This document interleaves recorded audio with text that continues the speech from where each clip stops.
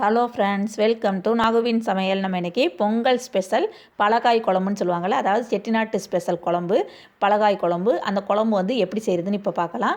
ரொம்ப ரொம்ப ஈஸியாக செய்யக்கூடியது. அப்புறம் நம்ம சேனலில் வந்து கிவ்அவே அனௌன்ஸ் பண்ணியிருக்கு. அதாவது நம்ம போட்டிருக்க ஃபஸ்ட்டு வீடியோலேருந்து 1,00,000 சப்ஸ்கிரைபர்ஸ் ரீச் ஆகிறது வரையும் போடுற எல்லா வீடியோஸையும் கண்டினியூஸாக பார்க்கணும், லைக் பண்ணணும், ஷேர் பண்ணணும். முக்கியமாக சப்ஸ்கிரைப்பும் கமெண்ட்டும் பண்ணியிருக்கணும். அதுதான் இதோட ரூல்ஸு. இது செய்கிறதுக்கு இன்றைக்கி நான் ஃபஸ்ட்டு புளி ஊற வச்சுக்கணும். புளி ஊற வைக்கிறதுக்கு பெரிய எலுமிச்சம்பழம் அளவுக்கு புளி எடுத்திருக்கேன். அதாவது இந்த ஊர் புளி வந்து ரொம்ப புளிப்பு இல்லாமல் இருக்கும். நம்ம இந்தியா புளினா நல்லா புளிப்பாக இருக்கும். அதனால் நான் வந்து பெரிய எலுமிச்சம்பழம் அளவுக்கு எடுக்கிறேன். நீங்கள் வந்து புளிப்பான புளியாக இருந்ததுனாக்க கொஞ்சம் கம்மியாகவே எடுத்துக்கோங்க. இந்த அளவுக்கு வேண்டாம், கொஞ்சம் கம்மியாக சேர்த்தாலே போதுமானது. அதை வந்து வெந்நீர் ஊற்றி ஊற வச்சுக்கலாம். ஏன்னா வெந்நீர் ஊற்றி ஊற வச்சோன்னாக்கா நம்ம அந்த காயெல்லாம் நறுக்கிறதுக்குள்ளே ஈஸியாக ஊறிடும். நம்ம பச்சை தண்ணியில் ஊற வைக்கிறதோட இந்த மாதிரி வெந்நீரில் ஊற வைக்கிறது நம்மளுக்கு வந்து ஈஸியாக ஊறிடும். இப்போ நான் வந்து சேனக்கிழங்கு எடுத்திருக்கேன். இந்த மாதிரி சேனக்கிழங்குல கொஞ்சம் சின்ன பீஸாக எடுத்து வச்சுருக்கேன். நீங்கள் வந்து உங்களுக்கு எவ்வளோ காய் தேவைப்படுமோ அந்தளவுக்கு எடுத்துக்கோங்க. இது வந்து 4 பேருக்கு செய்கிற அளவுக்கு நான் எடுத்திருக்கேன். அப்புறம் கொஞ்சம் பரங்கிக்காய் எடுத்திருக்கேன். அப்புறம் பச்சை பட்டாணி எடுத்திருக்கேன். இதுக்கு பதிலாக நீங்கள் வந்து பச்சை மொச்சை கிடச்சிச்சின்னா கூட போட்டுக்கலாம். அப்புறம் ஒரு கேரட் எடுத்திருக்கேன். அப்புறம் ஒரு பெரிய இது முள்ளங்கியில் வந்து நான் வந்து சின்ன சைஸாக என்கிட்ட வந்து கிடையாது, அதனால் பாதியை கட் பண்ணிவிட்டு அந்த முள்ளங்கியை வந்து எடுத்து வச்சுருக்கேன். அப்புறம் ஒரு பெரிய நெல்லிக்காய், ஒரு நெல்லிக்காய் எடுத்து வச்சுருக்கேன். அப்புறம் ஒரு சக்கரவள்ளி கிழங்கு எடுத்து வச்சுருக்கேன். ஏன்னா சக்கரவள்ளி கிழங்கும் பரங்கிக்காயும் வந்து இந்த குழம்புல நிறையா சேர்த்தோம்னா தான் இந்த குழம்போட டேஸ்ட்டே. பொங்கல் குழம்புனாலே இது ரெண்டும் நிறையா இருக்கணும். அப்புறம் கொஞ்சம் பீன்ஸ் எடுத்துருக்கேன், 10லேருந்து 12 வரையிலும். அப்புறம் இது வந்து சேப்பங்கிழங்குன்னு சொல்லுவாங்களா, அந்த சேப்பங்கிழங்கு வந்து 2 பீஸ் எடுத்து வச்சுருக்கேன், 2 கிழங்கு. அப்புறம் ஒரு கத்திரிக்காய் எடுத்திருக்கேன். ஒரு 7-8 அவரைக்காய் எடுத்திருக்கேன்.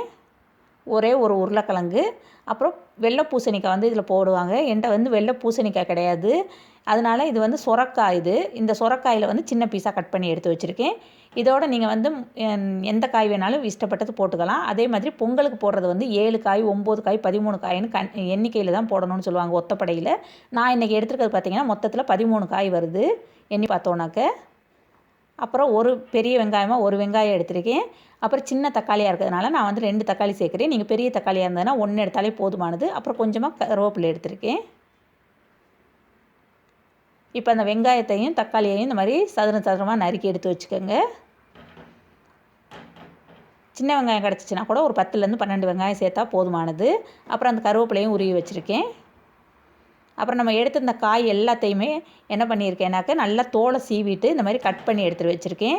சதுரமாக சீக்கிரமாக வேகக்கூடிய காய்களை பெருசாகவும் ரொம்ப நேரம் இதுவாக வேகிற காயை வந்து சின்ன சின்ன பீஸாகவும் கட் பண்ணி எடுத்திருக்கேன். ஏன்னாக்க நம்ம வந்து எல்லாத்தையும் ஒன்றா தான் சேர்க்க போகிறோம்.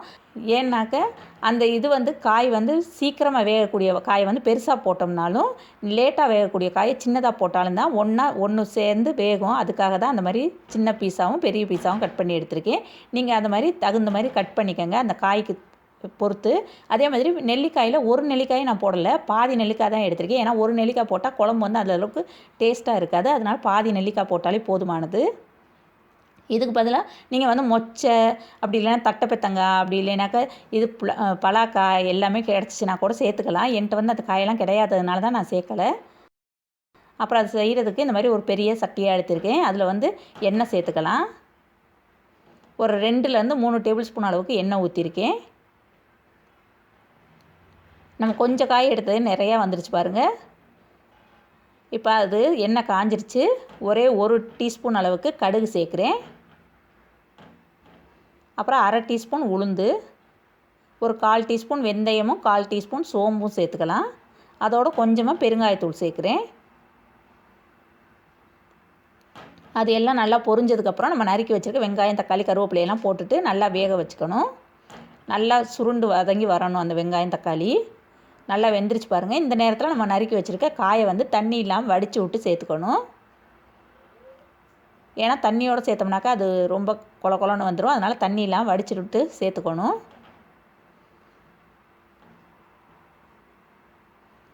இதே இது நீங்கள் வந்து 2 பேருக்கு செய்கிறதுனாக்கா இதில் வந்து பாதி அளவுக்கு காய் எடுத்தாலே போதுமானது. எல்லாமே பாதி அளவுக்கு எடுத்துக்கோங்க. இப்போ எல்லா காயும் போட்டுட்டு நல்லா கிண்டி விட்டுக்கிறேன். நல்லா எல்லாம் கீழே இருந்து மேலே வரையிலும் நல்லா கிண்டி விட்டுக்கோங்க. உள்ளே கொடுத்து நல்லா இப்போ காய் வந்து வெந்து வரணும். அதுக்காக நான் வந்து இப்போ குழம்புக்கு தேவையான அளவு உப்பு சேர்க்குறேன். 2 டீஸ்பூன் உப்பு சேர்க்குறேன். உப்பு சேர்த்துட்டு நல்லா அதை வந்து கிண்டி விட்டுக்கணும். ஏன்னா அப்போ தான் காய் வந்து சீக்கிரமாக வெந்துடும் நம்மளுக்கு. காய் நல்லா வெந்ததுக்கப்புறம் தான் நம்ம வந்து உப்பு மிளகா பொடி புளியெல்லாம் ஊற்றணும். இல்லைனாக்கா காய் வந்து வேகாது நம்மளுக்கு. அதனால் நல்லா வேக விட்டுக்கணும் காயை. வெந்ததுக்கப்புறம் ஊற்றினா தான் எல்லாமே கரெக்டாக இருக்கும். இப்போ பாருங்கள் நல்லா வெந்துருச்சு, சாஃப்டாக வந்துடும். அந்த காய் வெந்துருச்சுனாலே நம்மளுக்கு பார்த்தாலே தெரியும், நல்லா சாஃப்டாக வந்துருச்சு பாருங்கள். இந்த அளவுக்கு வேக வச்சுக்கோங்க. கிட்டத்தட்ட ஒரு 10 நிமிஷம் ஆகும் வேகிறதுக்கு. காய் மூடி போட்டுட்டு வேக விட்டிங்கனாக்க. இப்போ வந்து இதுக்கு தேவையான மிளகா பொடியெல்லாம் சேர்த்துடலாம். நான் வந்து இன்றைக்கி மஞ்சள் பொடி இப்போ 1/4 டீஸ்பூன் சேர்க்குறேன். இதில் வந்து தனி மிளகா பொடி தனி மல்லிப்பொடி சேர்க்க போகிறதில்ல, குழம்பு பொடி தான் சேர்க்க போகிறேன் நான் இன்றைக்கி. நம்ம சேனலில் வந்து ஏற்கனவே இந்த குழம்பு பொடி ரெசிபி வந்து அப்லோட் பண்ணியிருக்கு. தெரியாதவங்களுக்கு அதோட லிங்க்கும் கீழே டிஸ்கிரிப்ஷன் பாக்ஸில் கொடுக்குறேன், செக் பண்ணி பார்த்துக்கங்க. அப்படி இல்லைனாக்கா நீங்கள் வந்து 3 டேபிள் ஸ்பூன் வந்து குழம்பு மிளகா பொடியும் 3 டேபிள் ஸ்பூன் மல்லிப்பொடியும் சேர்த்துக்கலாம். நான் வந்து இப்போ குழம்பு பொடி வந்து 5லேருந்து 5.5 டேபிள் ஸ்பூன் அளவுக்கு எடுத்திருக்கேன். ஏன்னா இது நம்ம வீட்டிலே செஞ்சது, அந்த அளவுக்கு ரொம்ப காரம் இருக்காது. அதனால் கூடுதலாக சேர்த்தோம்னா தான் இந்த காய்க்கு வந்து கரெக்டாக இருக்கும். ஏன்னா காயோட அளவு கூடுதலாக இருக்கிறதுனால நான் குழம்பு பொடியும் இந்த அளவுக்கு எடுத்திருக்கேன். 5.5 டேபிள் ஸ்பூன் அளவுக்கு குழம்பு பொடி சேர்த்துட்டு அது வந்து நல்லா கிண்டி விட்டுக்கணும். அந்த காயில் சேர்கிற மாதிரி நல்லா கிண்டி விட்டுக்கோங்க. இதில் வேறு எந்த ஒரு பொடியுமே சேர்க்க தேவையில்லை. இப்போ நம்ம புளி எடுத்து வச்சுருக்கோம்ல, அதை வந்து நல்லா கரைச்சிக்கணும். கரைச்சிட்டு அதில் சேர்த்துடலாம். புளி கரைச்சி ஊற்றுறப்ப எப்போவுமே நம்ம வந்து கையை வச்சு வடிகட்டி ஊற்றணும். ஏன்னா அப்போ தான் அதில் இருக்க கல் மண்ணெல்லாம் நமக்கு கையிலே தங்கிடும். திரும்ப ஒருக்கா அதே புளி இது வந்து தண்ணி ஊற்றி கரைச்சி ஊற்றுறேன். எவ்வளோ குழம்புக்கு நம்மளுக்கு வந்து தண்ணி தேவைப்படுமோ அது வந்து முடிஞ்ச அளவுக்கு அந்த புளியை வந்து கரைச்சி ஊற்றிக்கங்க. அதுக்கப்புறமாயும் வேணுங்கிற தண்ணியை வந்து நம்ம எக்ஸ்ட்ரா சேர்த்துக்கலாம். இப்போ பாருங்கள், தண்ணி கூடுதலாக நான் வந்து சேர்த்துருக்கேன். தண்ணி வந்து இந்த அளவுக்கு ஊற்றினா தான் நம்மளுக்கு வந்து காய் வெந்து குழம்பு வந்து கரெக்டாக பதமாக வரும். இல்லைனாக்கா காய் வேகிறதுக்கு ரொம்ப இதுவாகும், குழம்பு பத்தாமல் போயிடும். அதனால் இந்த அளவுக்கு தண்ணி வந்து சேர்த்துக்கங்க. இப்போ இது வந்து நல்லா கொதி வரட்டும். மூடி போட்டு மூடி வச்சிடலாம், கொதிக்கட்டும். இப்போ ஒரு 5 நிமிஷத்துலேயே நல்லா கொதி வந்துருச்சு. இந்த மாதிரி கொதித்த உடனே நீங்கள் என்ன பண்ணணும்னா, அடுப்பை வந்து கொஞ்சம் மீடியம் ஹீட்டில் இல்லைனாக்கா கொஞ்சம் லோ ஃப்ளேம்லேயே வச்சுருங்க. வச்சுட்டு நல்லா வேக விட்டுறணும். ஒரு 10 நிமிஷத்துக்கு கிட்டத்தட்ட விட்டிங்கனாக்கா அந்த காயோடு அந்த குழம்பு வந்து சேர்ந்து வந்துடும். நல்லாயிருக்கும், சூப்பராக இருக்கும். கெட்டியாகவும் வந்துடும் குழம்பு நம்மளுக்கு. காயும் நல்லா வெந்துடும். அவசரப்படக்கூடாது, காய் வந்து நல்லா வேகணும். இப்போ பாருங்கள், 10லேருந்து 12 நிமிஷமே ஆயிடுச்சு எனக்கு. இப்போ எப்படி நல்லா கொதித்து அந்த குழம்பு வந்து கொஞ்சம் கெட்டியானது தெரியுது பாருங்கள். நம்மளுக்கு பார்த்தாலே அந்த எண்ணெயெல்லாம் சுற்றி ஓரத்தில் வந்து பிரிஞ்சு வந்திருக்கு. இதே மாதிரி நம்ம சேனலில் வந்து நிறையா செட்டிநாட்டு ரெசிபிஸ் இருக்குது. கல்யாண ஸ்பெஷல் கெட்டி குழம்பு, செட்டிநாட்டு கல்யாண ஸ்பெஷல் கெட்டி குழம்பு, அதாவது சைவ மீன் குழம்புன்னு சொல்லுவாங்கள்ல, வாழைப்பூ வச்சு செய்கிறது அது. அப்புறம் எண்ணெய் கத்திரிக்காய் குழம்பு, அப்புறம் சவு சாம்பார் எல்லாமே நம்ம சேனலில் வந்து அப்லோட் பண்ணியிருக்கு. தெரியாதவங்களுக்கு அதோட லிங்க்கும் கீழே டிஸ்கிரிப்ஷன் பாக்ஸில் கொடுக்குறேன், செக் பண்ணி பார்த்துக்கங்க. அதே மாதிரி பொங்கலுக்கு வந்து இந்த குழம்போட பருப்பு மசியல் பண்ணுவாங்க. அப்புறம் வந்து சக்கரை பரங்கிக்காய் பண்ணுவாங்க. அதுவும் நம்ம சேனலில் வந்து ஏற்கனவே அப்லோட் பண்ணியிருக்கு. தெரியாதவங்களுக்கு அதோட லிங்க்கும் கீழே டிஸ்கிரிப்ஷன் பாக்ஸில் கொடுக்குறேன்.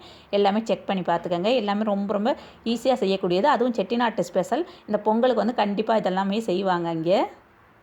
இந்த நேரத்தில் நம்ம வந்து உப்பு போதுமானு செக் பண்ணி பார்த்துக்கணும். உப்பு பத்தலைன்னா இந்த நேரத்தில் உப்பும் மிளகா பொடியும் சேர்க்குறேன்னா சேர்த்துக்கலாம். இப்போ எனக்கு வந்து உப்பும் மிளகா பொடியும் கரெக்டாக இருக்குது. அதனால் நான் வந்து இப்போ அடுப்பை ஆஃப் பண்ணிடுறேன். ஆஃப் பண்ணிவிட்டு வேறு ஒரு பவுலில் மாற்றிக்கலாம். இப்போ பாருங்கள், நம்மளுக்கு சூப்பரான குழம்பு வந்து ரெடி ஆயிடுச்சு. இது வந்து எங்கள் அம்மா வீட்டு சைடு பார்த்திங்கனாக்க சாம்பார் மாதிரி எல்லா காயும் போட்டு சாம்பார் மாதிரி செய்வாங்க. இதே இது எங்கள் மாமியார் வீட்டு சைடு பார்த்திங்கனாக்க சும்மா தாளிக்காமல் அப்படி கூட்டி போடுறதுன்னு சொல்லுவாங்க, அந்த மாதிரி செய்வாங்க. ஆனால் நான் வந்து கூட்டி போடுறது குழம்பை விட எங்கள் குழந்தைங்களுக்கு வந்து இந்த மாதிரி தாளிக்கிறது தான் பிடிக்கும். அதனால் இந்த மாதிரி தாளித்து தான் நான் வந்து செய்வேன். நீங்களும் இதே மாதிரி ட்ரை பண்ணி பாருங்கள். ரொம்ப ரொம்ப சூப்பராக இருக்கும் இந்த குழம்பு. இந்த வீடியோ வந்து உங்கள் எல்லாருக்கும் பிடிச்சிருக்கும்னு நினைக்கிறேன். பிடிச்சிச்சின்னா லைக் பண்ணுங்கள், ஷேர் பண்ணுங்கள், சப்ஸ்கிரைப் பண்ணுங்கள். கூடவே இருக்கிற பெல் ஐக்கானை கிளிக் பண்ணுங்கள். தேங்க்யூ.